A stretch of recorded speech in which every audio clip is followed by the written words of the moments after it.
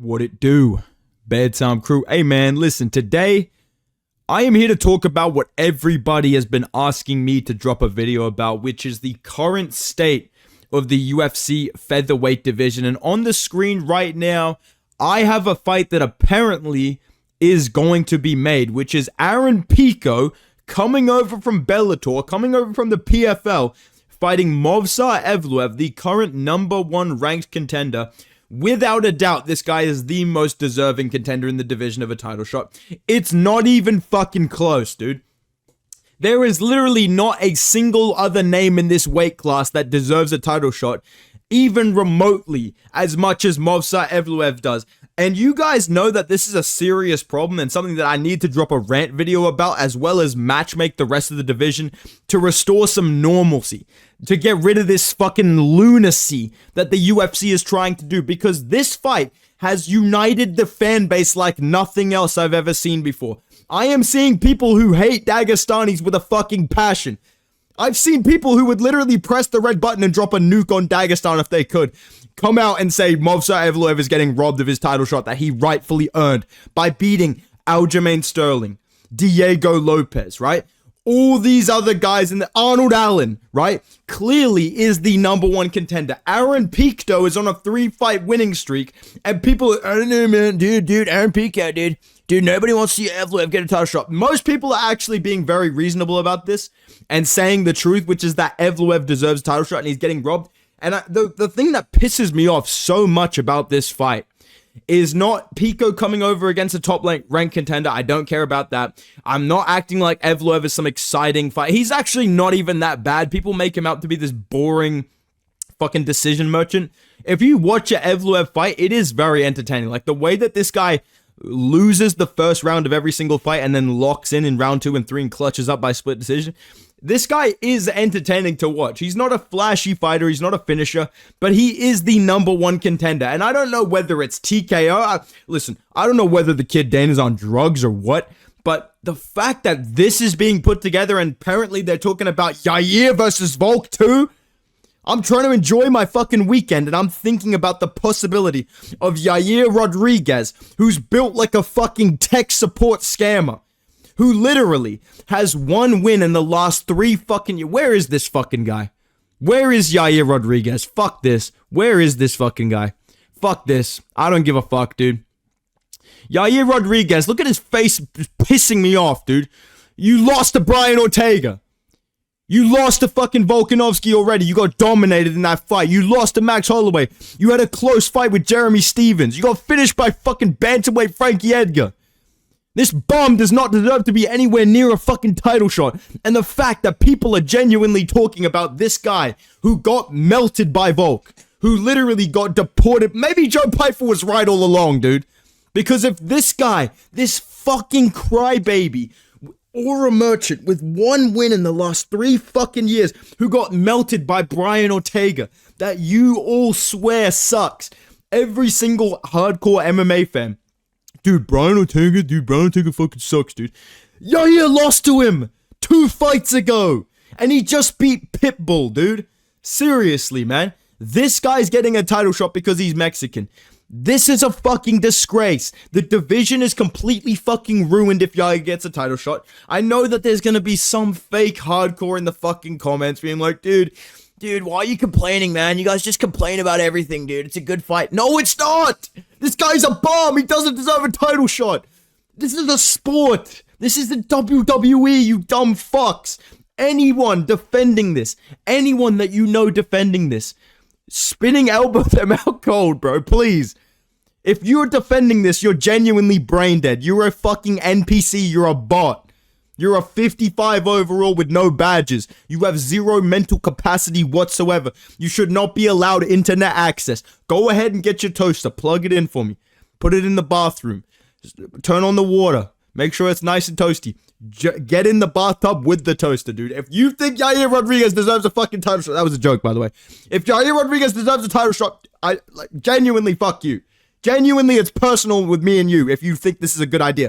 Yair Rodriguez is 1-2 in his last 3 fights. He got melted by Ortega. He got fucking dominated by Volk 2 fights ago. He's an annoying crybaby fuck who's going to jump up and down, Kulan, if he gets the title shot, which pisses me off even more. Imagining this fucking cunt standing around in his room, pretending that he deserves a fucking title shot. So, for people asking me my opinion on this, I think it's a complete and utter fucking disgrace.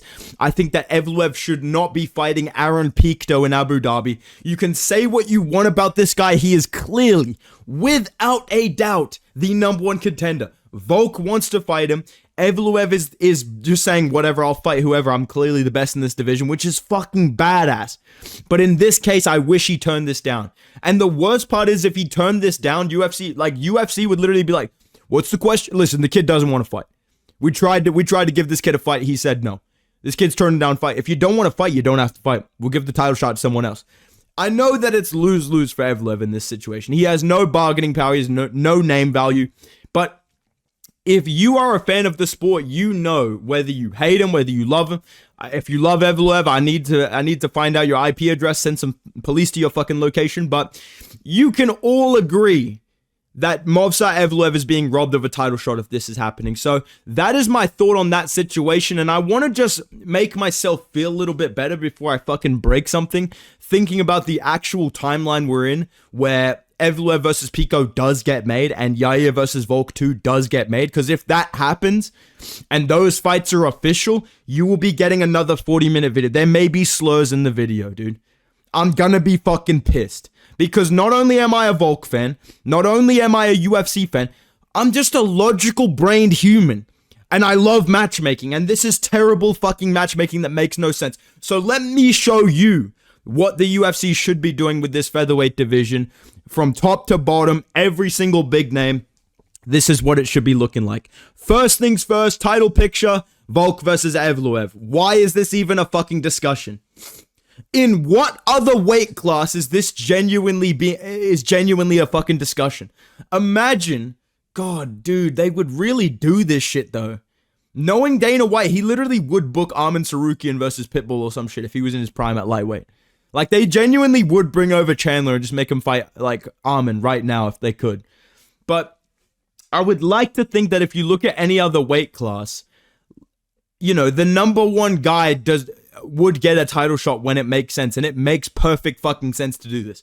Again, Volkanovski himself is trying to get this fight. The champion is chasing the number one contender, dude. And instead, he's gonna have to fight the fucking like the grown-up iPad baby that is Yair Rodriguez, when he should be fighting Evloev. It's an amazing fight. It has storyline with the Russia versus Australia. Potentially you do that on a card with the GOAT JDM versus Islam Makhachev or whatever the guy's name is. And I think even if you don't have that storyline there, Volk versus Evloev is actually a good fight, because Evloev is not going to finish Volk. I think Volk is good enough to beat Evloev. And if he beats an undefeated number one contender who's beat Lopez already, who beat Andrel, who beat some of these other guys in the division, that is a huge legacy win. That's a title defense, in my opinion, on par with the Brian Ortega defense, if not higher. Definitely higher than the fucking Yair Rodriguez title defense. That does more for his legacy than prime Yair back in 2023. Fuck the idea of Yair fighting him now. Evloev right now is a better win than both of those guys. Better than TKZ when he fought TKZ. That's a better win. So for me, this is a no fucking brainer. For any UFC fan with a functioning ability to comprehend light and time and fucking space, you know this is the fight that they should be making. It should be happening in Abu Dhabi in October. Or they should make an Australian pay-per-view and give us a fucking Volk main event, mate. Instead of Jimmy Crute as the featured fight. Why don't you give us fucking Volk versus Evloev? Why don't you slime out Evloev? Because the UFC clearly hates this guy. Why don't you just send him to Australia and make him pay 50% of his purse to the government? Boom. There you go, dude. And Volk beats him as well, because Volk causes damage, Evloev doesn't. Because Volk has finishing potential, Evloev doesn't. Volk cannot be taken down. It's so fucking hard to take him down, especially as a featherweight, dude. Especially as a featherweight. If this was a lightweight, I would say, okay, maybe you could take down Volk. Even then, he had a very, very competitive fight with Islam Makhachev the first time. I think full camp, Volk beats Evloev. I think he deserves to get this fight. And I think this would be the perfect retirement fight, dude. Volk getting rid of a undefeated Dagestani that the fan base hates. Probably in a very entertaining fight as well. This is what his career should be ending with. Not a fucking Mickey Mouse repeat defense against Yair Rodriguez. What are people going to actually rate that win as? He already beat Yair easily, bro. What the fuck else can he do? So make Volk versus Evloev, please. Stop talking about this Yair fight, man, because there's only one fight for Yair right now. And this kid is lucky to even be in talks of a title shot because he's from Mexico. That's literally the only fucking reason, dude. If this guy was from Brazil right now, he would be on a fucking prelim right now where he belongs. But you have to make this fight as well. I don't get this company. What the fuck are they doing? Why the fuck are we hearing talks about Lopez versus Gene Silva, which is a badass fight? Don't get me twisted that I don't think Lopez versus Silva is a good fight. That is a great fight. But come on, man. We had a whole fucking press conference that was for 3 different other fights. And the only thing people remember from that press conference is, Kulan? Oh. And they just start crashing out. You have it handed to you on a silver platter. One of them won, one of them lost. They're right next to each other in the rankings. That you're going to Mexico in September, which lines up with when they fought in April. And for some reason, these fucking boneheaded, knuckleheaded fucking... these fucking guys working for the UFC. I'm thinking of slurs that haven't even been fucking created yet. I'm that mad about this. These fucking Neanderthals cannot even think to put 2 and 2 together and do Lopez versus Yair on that UFC Noche card and just give him a good title fight in the main event. Just give him fucking, I don't even know, bro. Give him Merab versus Pantoja. Give him Merab versus O'Malley 3. Who gives a fuck, dude? If they get a title fight and they get Mexicans on the card, they're going to be excited. They're going to watch it, dude. It's not that difficult. It doesn't have to be all Mexicans, bro. This guy does not deserve a title shot. And I swear to God, the last thing I'm going to say about this, and I'm going to stop ranting about this shit, because I'm sure it's getting droning to hear, but I don't give a fuck, dude. If Yair, people are messaging me about this. People are tweeting at me about this. Oh, what's your reaction if Yair flukes this? What if Yair flukes a win over Volk? Do not come to school tomorrow, bro. That's all I have to say, dude.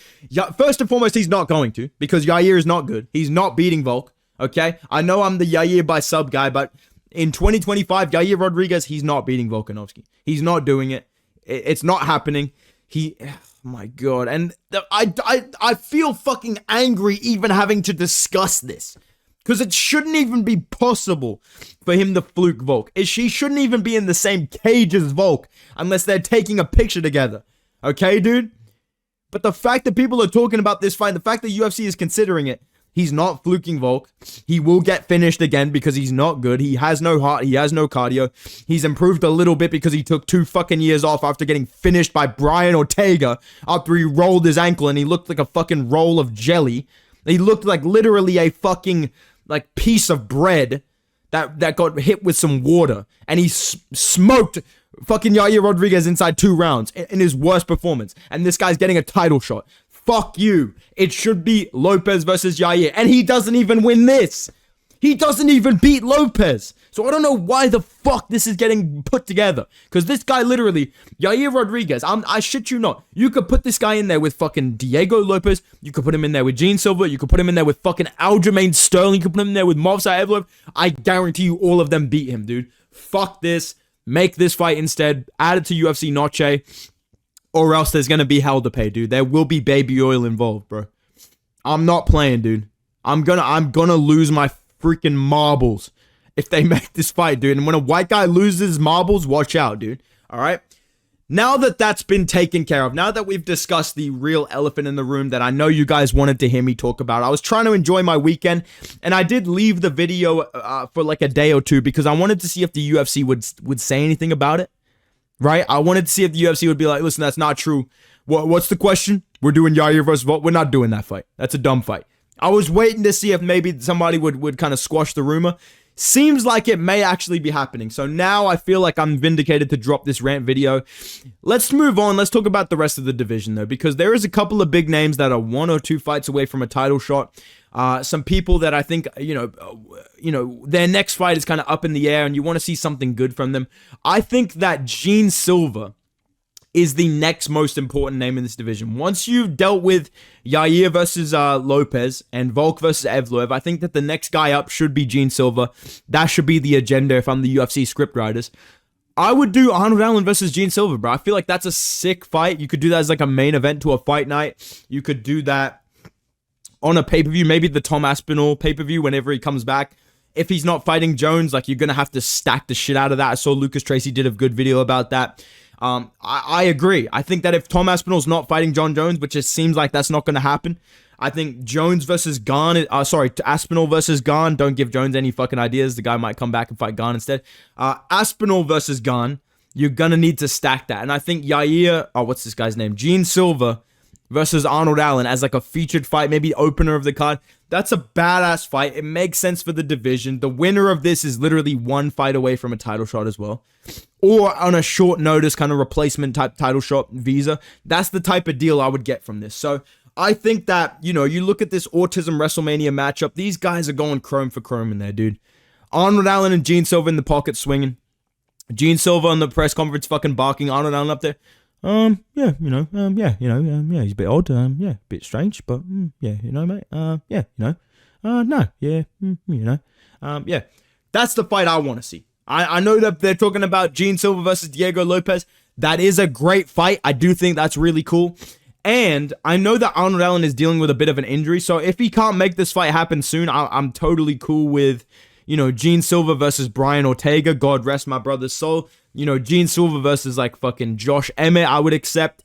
But ideally, I would like to see Arnold Allen versus Gene Silva. I think that's the fight that I would do if I'm running the UFC. Now, I just said his name. What do I do with Brian Ortega, you might be wondering. I'm glad you asked, dude. Listen, bro. This is the fight people want to see, dude. I know I said I was going to go up to 155, but, who am I supposed to fight, dude?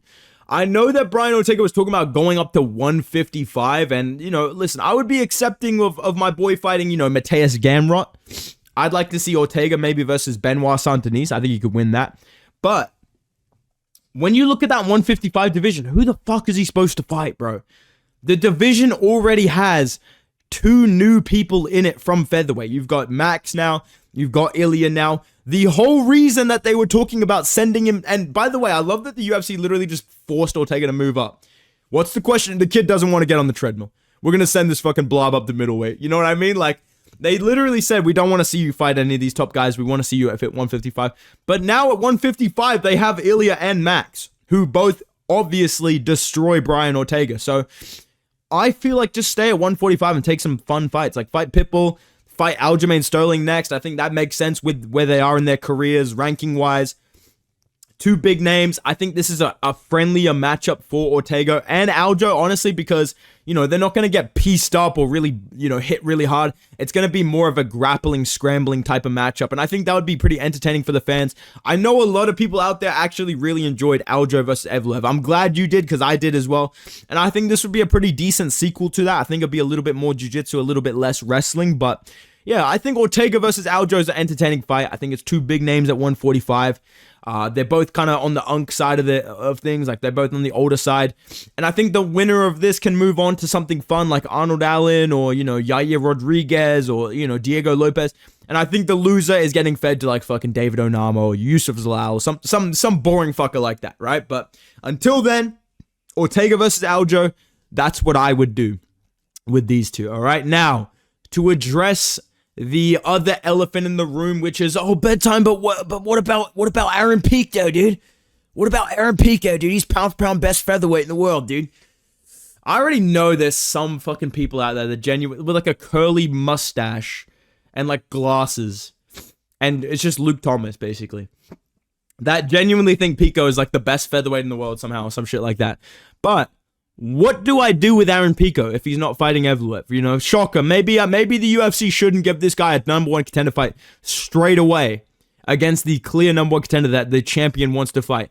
If they decide to book logically, like a normal functioning fucking sports organization, I would say Josh Emmett versus Pico is the fight that I would make, dude. This could be a main event. We'll send this kid to the Apex. Listen, it's one thing to fight in front of 20,000 people in Bellator. It's another thing to fight in front of 6 people at the Apex. Listen, kid. The Apex lights will crumble fucking anybody, kid. Ask Sean Strickland, kid. That's what I would do, man. I think Apex main event, Josh Emmett versus Aaron Pico. If Pico wins, he can graduate to be in front of a crowd potentially. Maybe we can put this kid on Contender Series to see if he's ready. But in the meantime, I don't think he should be fighting Evloev. I wouldn't be mad at him fighting a name like Aljos or Brian Ortega. I think that's a name that's very possible. Maybe like Arnold Allen if the timelines make sense. That would be cool, right? But I'm not being picky. Like, I think Pico in this division is interesting. I think he is really good. I just think him versus Evloev is fucking ridiculous, and it doesn't make any sense. So why not put him in there against Josh Emmett? Then he can fight someone in the top 5 straight away if he wins this fight, which I think he probably would. Like, it is a tough fight. I think he could definitely make a statement if he finishes Josh Emmett, which, you know, Ilya and Lerone Murphy couldn't do. If he finishes Josh Emmett somehow, I think he definitely deserves to be fighting in the top 5, like getting a title shot type victories. You know what I mean? So that's what I would do with Aaron Pico. I think Josh Emmett versus Pico is a good test for him. And it's the type of fight that I'm pretty sure Josh Emmett would accept. I think Josh Emmett would take this type of fight as a main event.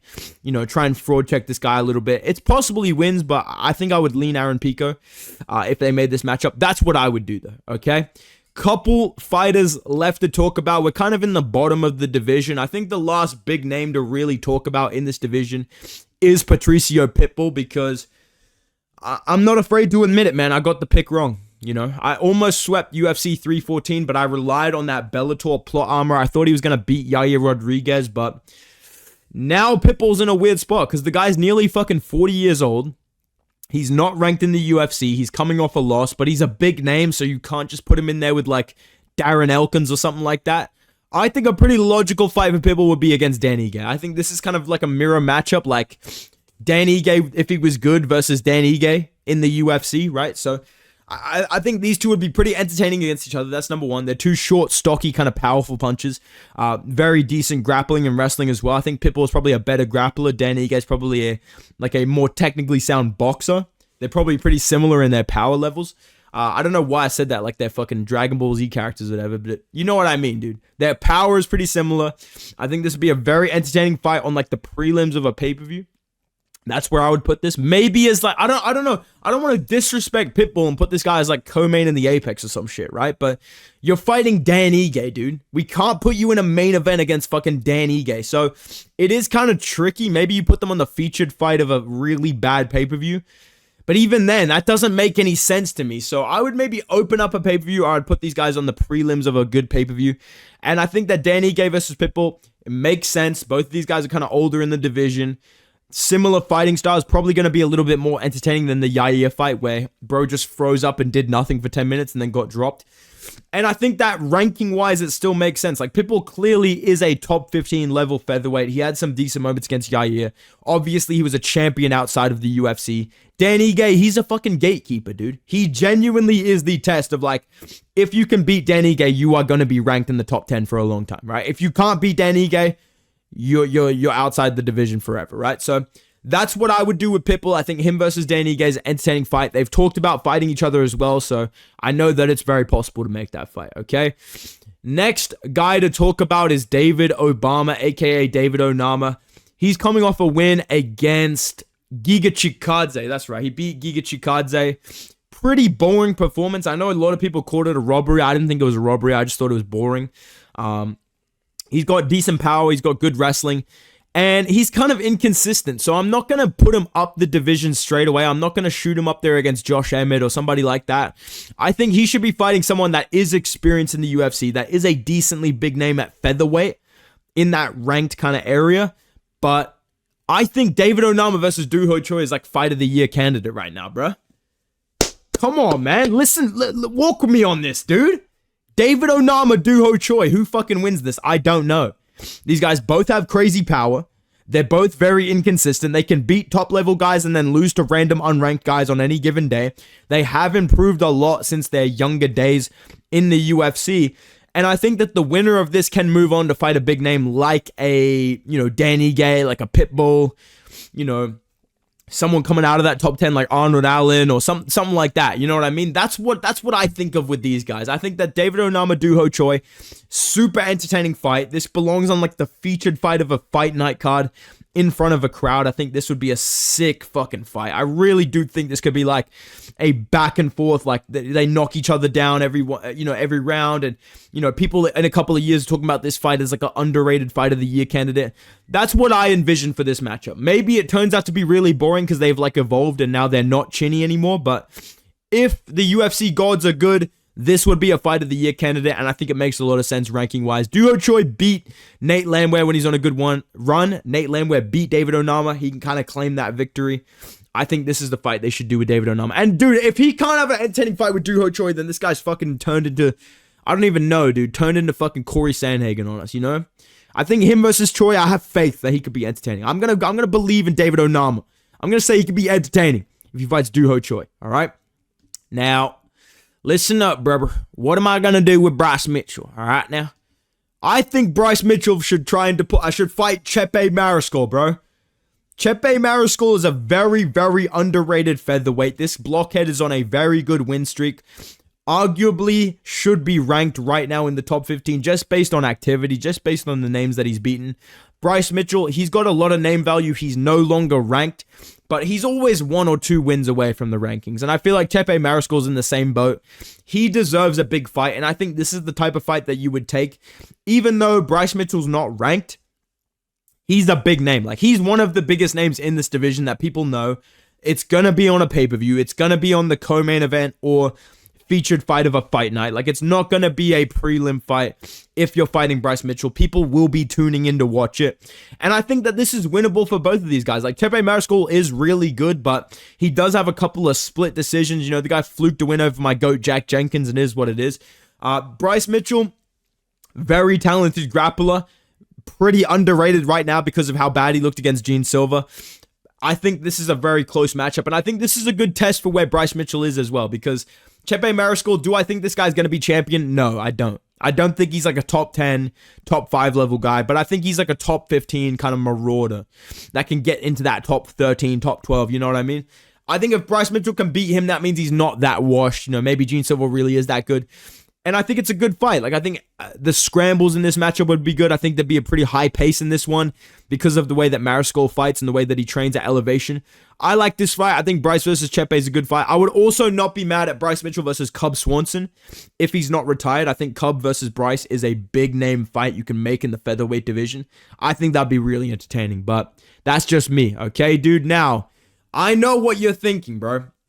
You're sitting here for this video, you're thinking, yeah, Bedtime, these are great fights, dude. Yeah, I agree with you about Yair and Volk, dude. I agree with you about Evloev and Volk, man. You're really funny, Bedtime. You know, you're having all these thoughts. JDM's the GOAT. You know, you're having all these thoughts, but you're asking one question. Where is Lerone Murphy? Where is the best young prospect in this division? I didn't even put him in my prospects video because I didn't want to put people on too quick to the rising young, you know, hungry young kid that is Lerone Murphy, bro. Right? I know you're wondering what I would do with him. Okay, Lerone Murphy versus Yusuf Zalal, absolute cinema. Hear me out, right? These two are definitely considered the most boring prospects right now in that top 15. Why would I match them up with each other? Because nobody wants to see these two fucking fight. That's why, dude. People talk about Evloev getting a title shot as a problem. If there ever comes a day where Lerone Murphy is the number 1 contender and he doesn't get slimed out by Yair Rodriguez like they're doing to Evloev right now, I'm going to have a problem. Because this guy, let me tell you something, man. Let me tell you about this kid. Nobody stinks up the apex like these two. I think that Murphy versus Alal, it is a technically sound fight. It is two, you know, up-and-coming guys in the division.